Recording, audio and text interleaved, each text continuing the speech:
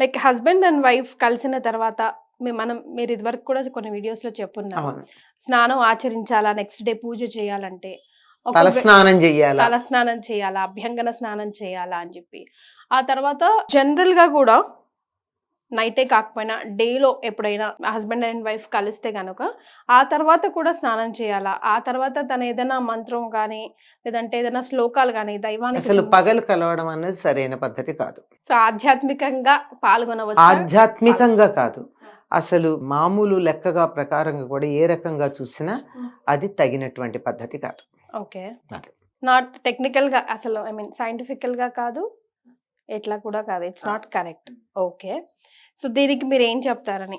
అంటే చేసిన తర్వాత ఆధ్యాత్మికంగా ఏమన్నా చెయ్యొచ్చా? ఆధ్యాత్మికంగా ఏమైనా చేయొచ్చా? అసలు తల స్నానం ఆచరించాలా? కొన్ని మతాల్లో అమ్మ నాకు కూడా తెలిసింది ఏంటంటే ఒక పర్టికులర్ మంత్రం ఏదో ఉంటుందంట, లైక్ శ్లోకం వాట్ ఎవర్ వాళ్ళ భాషలో, అది అనుకొని తల స్నానం కంపల్సరీగా చేస్తారంట. Beat any time of the day, beat any time of the day.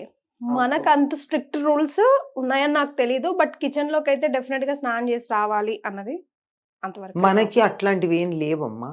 First of all అంత మనవన్నీ కూడా ప్రతిదీ సైంటిఫిక్ గా మనకు పద్ధతి చెప్పారు. అసలు వివాహం అన్నది ఒక సంస్కారం.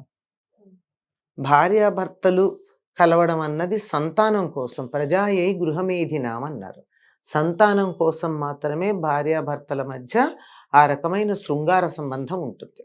అది కాని సందర్భంలో ఇద్దరు మిత్రుల్లాగా ఉండాలి. పెళ్ళప్పుడే చెప్తారు కదా, స్నేహేన పాలయ, స్నేహంగా చూసుకోవయ్యా మా అమ్మాయినని చెప్పి పాలల్లో చేతులు అద్దించి అందరికి అప్పచెప్తారు. ఒక్క సంతానేచ్ఛ కలిగినప్పుడు మాత్రమే వారిద్దరి మధ్య ఈ రకమైన శృంగార సంబంధం ఉంటుంది. అది కాక ఎప్పుడెప్పుడు మంచి సంతానం కావాలో దానికి సంబంధించి కొన్ని నియమాలు చెప్పారు. ఈ తిథుల్లో, ఈ వారాల్లో, ఈ సందర్భాల్లో దూరంగా ఉండండి, మంచి సంతానం కలగదు ఈ సమయానికి. కనుక అది కాని సమయాల్లో గనక మీరు కలిసినట్టయితే మంచి సంతానం కలుగుతుంది అని చెప్పారు. ఆ నియమాలు పాటిస్తే సరిపోతుంది.